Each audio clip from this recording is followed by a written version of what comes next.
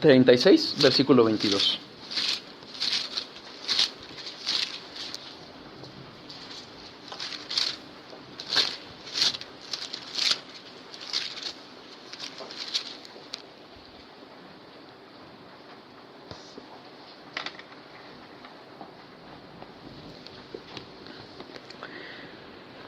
Y santificaré mi grande nombre, profanado entre las naciones, el cual profanasteis vosotros en medio de ellas, y sabrán las naciones que yo soy Jehová, dice Jehová el Señor.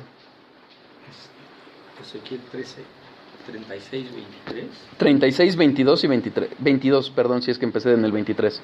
Por tanto, di a la casa de Israel, así ha dicho Jehová el Señor. No lo hago por vosotros, oh casa de Israel, sino por causa de mi santo nombre, el cual profanasteis vosotros entre las naciones a donde habéis llegado. Y santificaré mi grande nombre, profanado entre las naciones, el cual profanasteis vosotros en medio de ellas. Y sabrán las naciones que yo soy Jehová, dice Jehová el Señor, cuando sea santificado en vosotros delante de sus ojos. Y yo os tomaré de las naciones y os recogeré de todas las tierras y os traeré a vuestro país.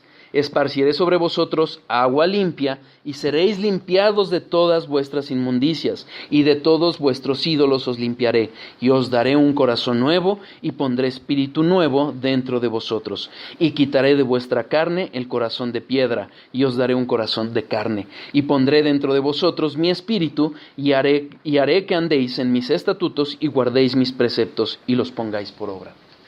¿Se acuerdan cuando vimos el estudio pasado, Juan 3, que hablamos de Jesús hablando con Nicodemo y que le dijo que era necesario nacer, ser en agua y en espíritu? Esto es lo que estaba diciendo. E iba a ser necesario cambiar la naturaleza del hombre, ese corazón pecador, un corazón de piedra que rechaza a Dios, por un corazón de carne. Y solo así, y no de otra forma, es que podremos andar en sus estatutos y guardar sus preceptos. Entonces, todo esto va de la mano con que la salvación no es por obras, no es porque seamos buenos, porque uno, no podemos serlo, sino que necesitamos ese nacimiento de nuevo, esa limpieza que nos da el Espíritu Santo, esa nueva naturaleza, esa regeneración que nos da el Espíritu para creer. Y solo así podremos obedecer. ¿Qué iba a pasar? Dios iba a hacer algo nuevo en su pueblo. Isaías 43, 19.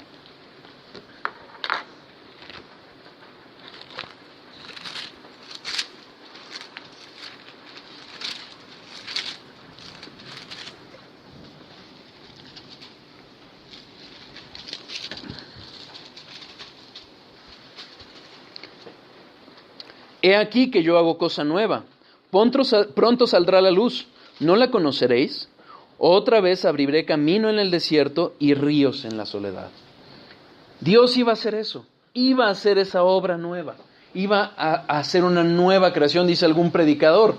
Hay más maravilla en el nuevo nacimiento, en hacer una creación nueva, perfecta, de un pecador, que incluso de la propia creación. Y eso hizo Dios.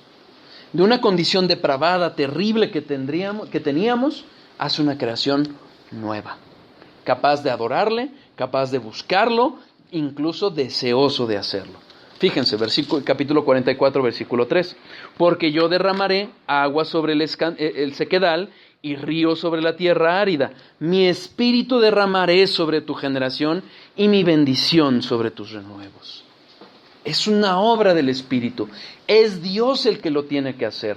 ¿Por qué? Porque naturalmente nunca vamos a buscar a Dios. Nunca vamos a estar en esa condición en que busquemos naturalmente a Dios.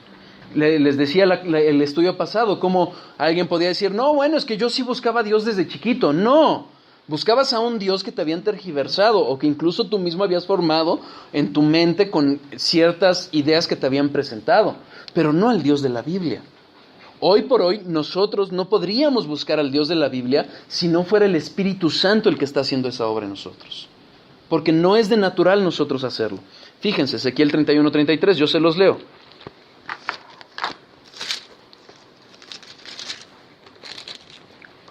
No hay Ezequiel 31, 33.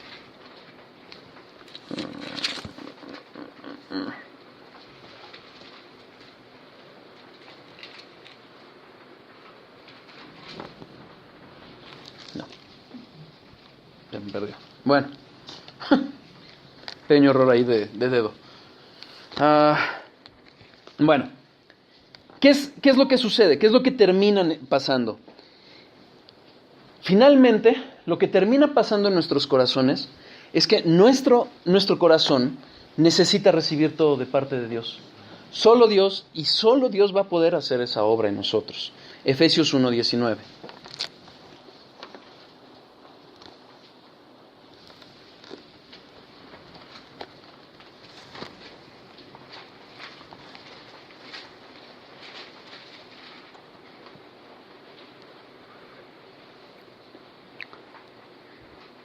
Vamos a leer desde el 15. Por esta causa también yo, habiendo oído de vuestra fe en el Señor Jesús y de vuestro amor para con todos los santos, no ceso de dar gracias por vosotros, haciendo memoria de vosotros en mis oraciones, para que el Dios de nuestro Señor Jesucristo, el Padre de gloria, os dé espíritu de sabiduría y de revelación en el conocimiento de Él, alumbrando los ojos de vuestro entendimiento, para que sepáis cuál es la esperanza a que Él os ha llamado, y cuáles las riquezas de la gloria de su herencia en los santos, y cuál la supereminente grandeza de su poder para con nosotros los que creemos, según la operación del poder de su fuerza.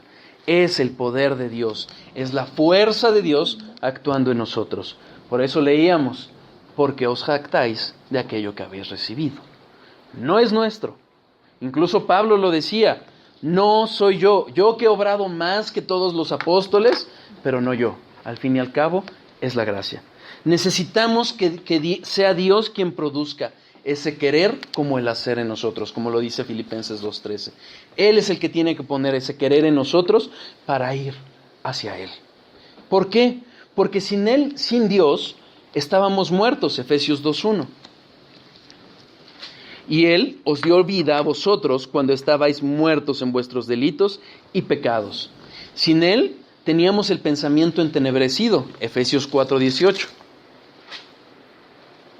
Teniendo el entendimiento entenebrecido, ajenos de la vida de Dios por la ignorancia que en ellos hay, por la dureza de su corazón. Esa es la condición del hombre sin Dios. Esa es la condición por la cual tenía que llegar Jesucristo, porque no podíamos acercar a nosotros. Alguien ponía el ejemplo, o quería poner el ejemplo, para dar a entender cómo es que operaba la salvación, diciendo, es que lo que sucede es que hay un enfermo muy grave que no tiene fuerzas, que está tumbado en su cama, que lo único que puede hacer es estirar la mano, abrir la boca y recibir la medicina. No, no es cierto. Estábamos muertos. No podía haber eso, ni siquiera. Si ese fuera el caso del enfermo, el enfermo estuviera rechazando la medicina, por mucho que pudiera saber y entender que es la solución para él. No. La condición natural del hombre es que aborrece a Dios. Aborrecíamos a Dios, necesitábamos a Dios. Es solo Él el que nos da las fuerzas. Romanos 5:6.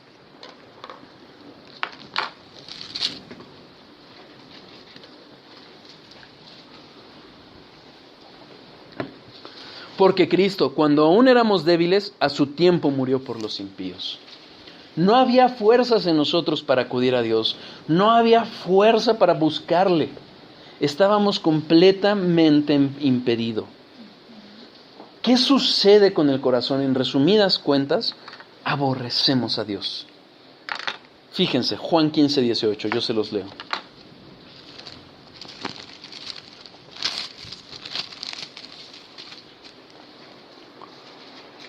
Si el mundo os aborrece, sabed que a mí me han aborrecido como antes que a vosotros. Versículo 25, pero esto es para que se cumpla la palabra que está escrita en su ley. Sin causa me aborrecieron.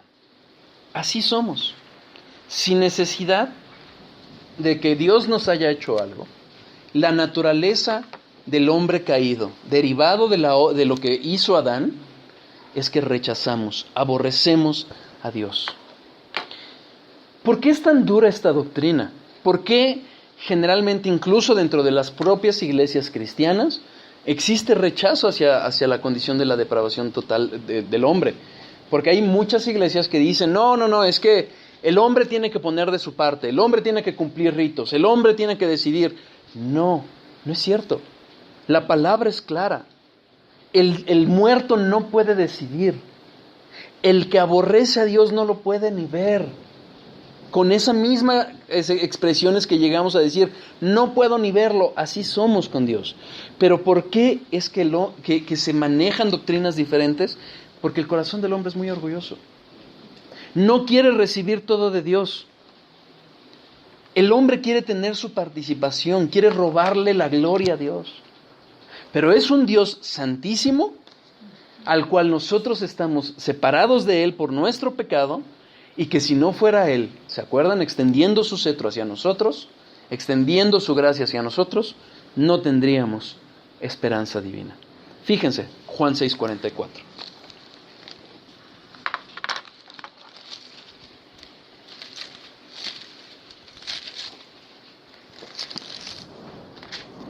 Y esta es la voluntad del que me ha enviado, que todo aquel que ve al Hijo y cree en Él, este es el 40, perdónenme, ninguno puede venir a mí si el Padre que me envió no le trajere.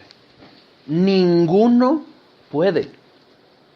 No solo es que no quiera, finalmente, es tal el aborrecimiento de nuestro corazón hacia Dios que no podemos ir hacia Él. Necesitamos un libertador. Juan 7:36.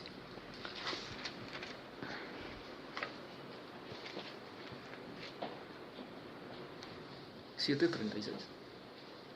Sí. No, 37.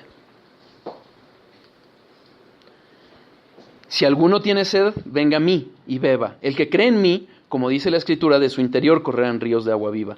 Esto dijo del Espíritu que había de recibir los que creyesen en él, pues aún no había venido el Espíritu Santo, porque Jesús no había sido aún glorificado. Fíjense en Juan 6:36. No, 8:36. Los aguas vivas es el Espíritu Santo, ¿no? Es correcto. Así que, si el Hijo os liberare, seréis verdaderamente libres. Es a través de la obra de Jesucristo, aplicada por el Espíritu Santo, que entonces, y solo entonces, podemos hablar de libertad. Ahora sí podemos ser libres. No el libre albedrío que pretenden vender las falsas doctrinas, porque sin Cristo no hay verdadera libertad. Hay un ejemplo que es impresionante, por ejemplo, en el Antiguo Testamento. El pecado del pueblo hizo que Dios lo disciplinara. ¿Cómo? Los mandaron cautivos. Y estaba cautivo el pueblo en Persia. ¿Y qué sucede? Viene un edicto por la obra soberana y providencial de Dios, que hace un edicto que permite regresar al pueblo a su tierra. Fíjense, Esdras 1, del 1 al 3. Construir su templo, ¿no? Sí, a volver a levantar la nación nuevamente. Entre ello era construir el templo. En el primer año de Ciro, rey de Persia, para que se cumpliese la palabra de Jehová por boca de Jeremías, despertó Jehová el espíritu de Ciro, rey de Persia, el cual hizo pregonar de palabra y también por escrito por todo su reino, diciendo: así ha dicho Ciro el rey de Persia: Jehová, el Dios de los cielos, me ha dado todos los reinos de la tierra, y me han mandado que le edifique casa en Jerusalén, que está en Judá. Quien haya entre vosotros de su pueblo, sea Dios con él, y suba a Jerusalén, que está en Judá, y edifique la casa a Jehová Dios de Israel. Él es el Dios, la cual está en Jerusalén. Está el pueblo cautivo, lo tenía por la fuerza. Dios en su providencia levanta a Ciro, despierta su espíritu, y viene el decreto. Están cautivos, ya pueden regresar. Hay el reconocimiento de Jehová como el Dios único, y dice Ciro: levántenle su casa. ¿Pero qué pasó con la mayoría? Se quedaron. Tenían la libertad de ir. Se quedó la mayoría del pueblo. ¿Quiénes sí regresaron? Versículo 5. Entonces se levantaron los jefes de las casas paternas de Judá y de Benjamín, y los sacerdotes y levitas, todos aquellos cuyo espíritu despertó Dios para subir a edificar la casa de Jehová, la cual está en Jerusalén.